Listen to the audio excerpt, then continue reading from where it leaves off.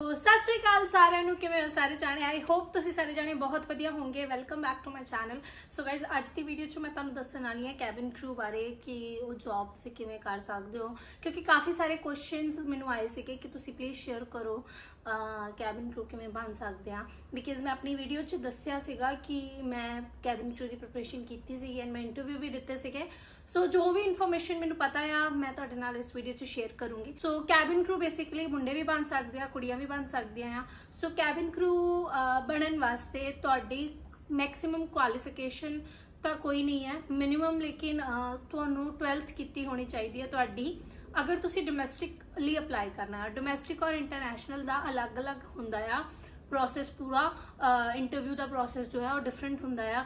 ਮਤਲਬ ਕਿ ਇੰਟਰਨੈਸ਼ਨਲ ਦਾ ਥੋੜਾ ਜਿਹਾ ਹਾਈ ਹੋ ਜਾਂਦਾ ਆ, ਬਾਕੀ ਡੋਮੈਸਟਿਕਲੀ ਤੁਹਾਡੀ ਸਿਰਫ 12th ਹੋਣੀ ਚਾਹੀਦੀ ਆ ਔਰ ਇੰਟਰਨੈਸ਼ਨਲੀ ਤੁਹਾਡੇ ਕੋਲ ਗ੍ਰੈਜੂਏਸ਼ਨ ਹੋਣੀ ਚਾਹੀਦੀ ਆ।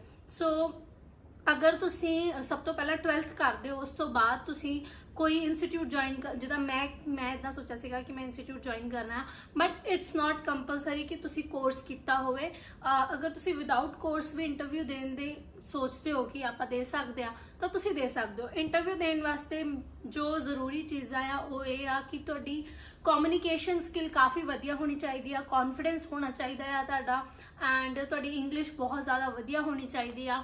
ਹੋਰ ਬੇਸਿਕਲੀ ਆਹੀ ਚੀਜ਼ਾਂ ਹੁੰਦੀਆਂ। ਔਰ ਤੁਸੀਂ ਆਪਣੇ ਆਪ ਨੂੰ ਕਿਵੇਂ ਕੈਰੀ ਕਰਦੇ ਹੋ, ਪੂਰੀ ਤੁਹਾਡੀ ਪਰਸਨੈਲਿਟੀ, ਤੁਸੀਂ ਇੰਟਰਵਿਊ ਤੇ ਜਦੋਂ ਜਾਣਾ ਆ ਉਦੋਂ ਤੁਸੀਂ ਕਿੱਦਾਂ ਪ੍ਰਿਪੇਅਰ ਹੋ ਕੇ ਜਾਂਦੇ ਹੋ, ਹੈ ਨਾ। ਸੋ ਇਹ ਸਾਰੀਆਂ ਪ੍ਰਿਪਰੇਸ਼ਨਸ ਤੁਸੀਂ ਖੁਦ ਵੀ ਕਰ ਸਕਦੇ ਹੋ। ਅੱਜ ਕੱਲ੍ਹ ਇੰਟਰਨੈਟ ਤੇ ਬਹੁਤ ਸਾਰੀਆਂ ਚੀਜ਼ਾਂ ਆ। ਇਫ ਤੁਹਾਡੇ ਵਿੱਚੋਂ ਕੋਈ ਵੀ ਇੰਟਰਸਟਿਡ ਹੈਗਾ ਹੈ ਕੈਬਿਨ ਕਰੂ ਬਣਨ ਵਾਸਤੇ, ਸੋ ਤੁਸੀਂ ਖੁਦ ਗੂਗਲ ਤੇ ਸਰਚ ਕਰ ਸਕਦੇ ਹੋ ਚੀਜ਼ਾਂ। ਔਰ ਇੰਟਰਵਿਊ ਕਿੱਦਾਂ ਪਤਾ ਲੱਗਣਗੇ ਵੀ ਮੈਂ ਤੁਹਾਨੂੰ ਦੱਸ ਦਿੰਦੀ ਹਾਂ। ਇੰਟਰਵਿਊ ਆਪਾਂ ਜਿਹੜੀ ਵੀ 에ਅਰਲਾਈਨ 'ਚ ਇੰਟਰਵਿਊ ਦੇਣਾ ਆ, ਉਸ 에ਅਰਲਾਈਨ ਦੀ ਵੈਬਸਾਈਟ ਤੇ ਜਾਓ, ਉੱਥੇ ਤੁਹਾਨੂੰ ਇੰਟਰਵਿਊ ਦੀ ਸਾਰੀ ਡਿਟੇਲਸ ਮਿਲ ਜਾਣਗੀਆਂ। A to Z details mention ਹੁੰਦੀਆਂ ਆ। ਤੇ ਮੈਂ ਆਪਣੇ ਡਿਸਕ੍ਰਿਪਸ਼ਨ 'ਚ ਲਿੰਕ ਵੀ ਮੈਂਸ਼ਨ ਕਰ ਦੂੰਗੀ। ਜੇ ਤੁਸੀਂ ਕਿਸੇ ਵੈਬਸਾਈਟ ਦਾ ਲਿੰਕ ਦੇਖਣਾ ਹੈ, ਇੱਕ ਤੋਂ 에ਅਰਲਾਈਨ ਦਾ ਮੈਂ ਮੈਂਸ਼ਨ ਕਰ ਦਾਂਗੀ, ਜਾਂ ਜੇ ਇੱਕ ਇਦਾਂ ਦੀ ਵੀਡੀਓ ਆ ਜਿਹਦੇ ਵਿੱਚ ਪੂਰਾ ਪ੍ਰੋਪਰ ਉਹ ਦੱਸਿਆ ਹੋਇਆ ਹੈ ਕਿਸੇ ਨੇ, ਮੈਂ ਉਹ ਲਿੰਕ ਵੀ ਮੈਂਸ਼ਨ ਕਰ ਦਾਂਗੀ ਅਗਰ ਮੈਨੂੰ ਮਿਲ ਗਈ ਉਹ ਵੀਡੀਓ।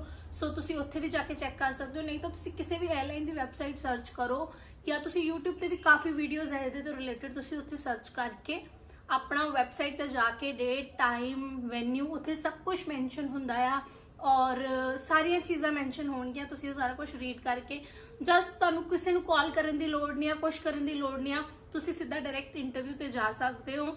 ਐਂਡ ਜਦੋਂ ਮੈਂ ਇੰਟਰਵਿਊ ਦਿੱਤਾ ਸੀ ਮੈਂ ਇਦਾਂ ਹੀ ਦਿੱਤਾ ਸੀਗਾ। ਮੈਂ ਡੇਟ ਐਂਡ ਟਾਈਮਿੰਗਸ ਐਂਡ ਸਾਰਾ ਕੁਝ ਵੈਨਿਊ ਵਗੈਰਾ ਖੁਦ ਹੀ ਵੈਬਸਾਈਟ ਤੋਂ ਚੈੱਕ ਕਰਕੇ ਐਂਡ ਦੈਨ ਮੈਂ ਸਿੱਧਾ ਡਾਇਰੈਕਟ ਗਈ ਸੀਗੀ।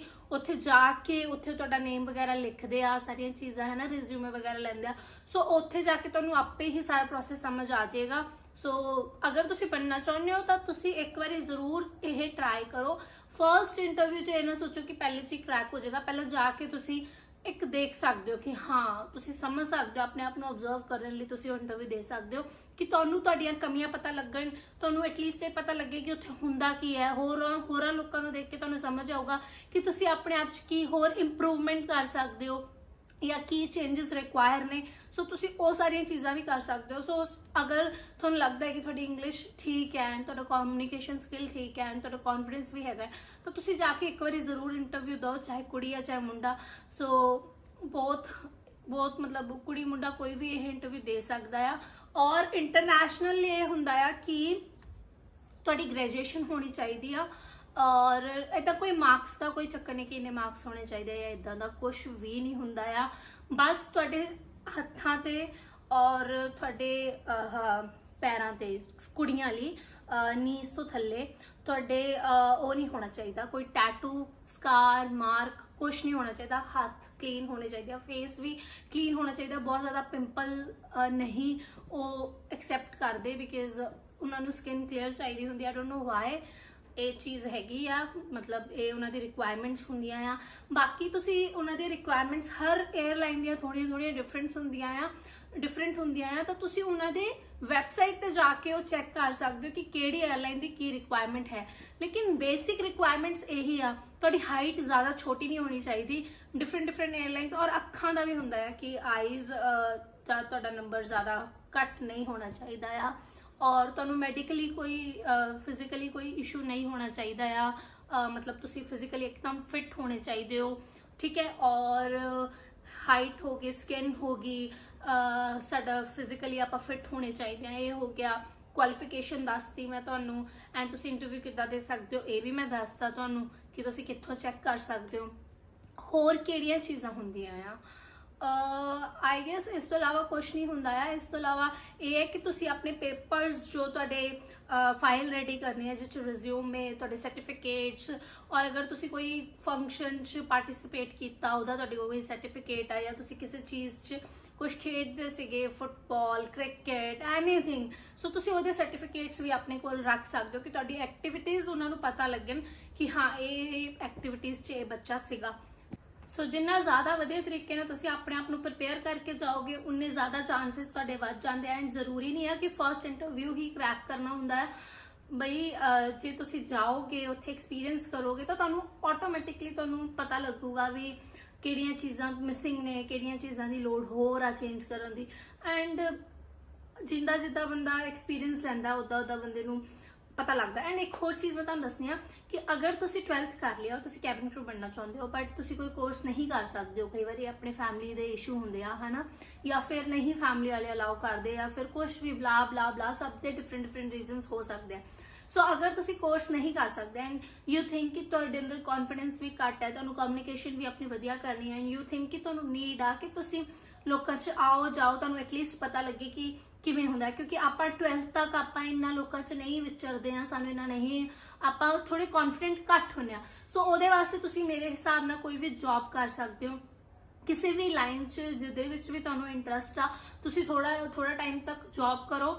सो ਉਹਦੇ ਨਾਲ तुसी अपने आप नूं ਉਹ करोगे कि तुहानूं बोलना आऊगा, तुहानूं कम्युनिकेट करना आऊगा, तुहानूं कॉन्फिडेंटली लोकां नूं फेस करना आऊगा। सो ये सारियां चीज़ां और नाल दी नाल अपनी प्रैक्टिस करो। तुसी जॉब भी कर सकते हो, अगर तुसी कोर्स कर सकते हो, so it's up to you. मतलब कोई इन्ना भी जरूरी नहीं है कोर्स करना, तुसी अपने आप नूं खुद भी सही मतलब ਉਹਦੇ ਲਈ प्रिपेयर कर सकते हो। बाकी मेरे हिसाब नाल अगर तुसी जॉब करो तो ਉਹ ਤੁਹਾਡੇ ਲਈ बेस्ट होगा, बिकॉज ਉਹਦੇ ਨਾਲ ਤੁਹਾਡਾ एक्सपीरियंस भी काउंट होगा। ठीक है कि तुसी उत्थे भी अपना एक्सपीरियंस दिखा सकते हो कि after 12th I am doing this job and now मैं नाल दी नाल इत्थे अपना करना चाहनी हाँ, भी कैबिन क्रू बनना चाहनी हाँ, बिकॉज बनना चाहनी है या चाहना है भी, बिकॉज जो भी तुहाडे रीजनस ने तुसी उन्हां नूं खुल के दस सकते हो। लेकिन हाँ अपने क्वेश्चनस नूं अच्छे तरीके नाल प्रिपेयर कर लियो। यूट्यूब ते तुसी बहुत सारे क्वेश्चन सर्च कर सकते हो, कैबिन क्रू तो रिलेटेड तुहानूं मिल जाणगे, सारा कुछ हैगा यूट्यूब ते, सब कुछ। सो तुसी वो सारी चीज़ां देखो, तुहानूं पता लगूगा। एंड गूगल ते भी तुसी सर्च कर सकते हो।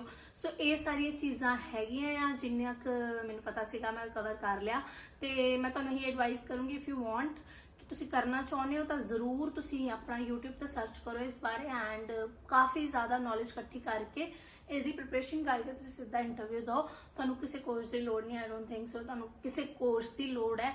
आई होप तुहाडे लिए वीडियो हैल्पफुल होगी। अगर हैल्पफुल सीगी तो वीडियो नूं लाइक कर दो, शेयर कर दो, मेरे चैनल नूं सबसक्राइब कर लो।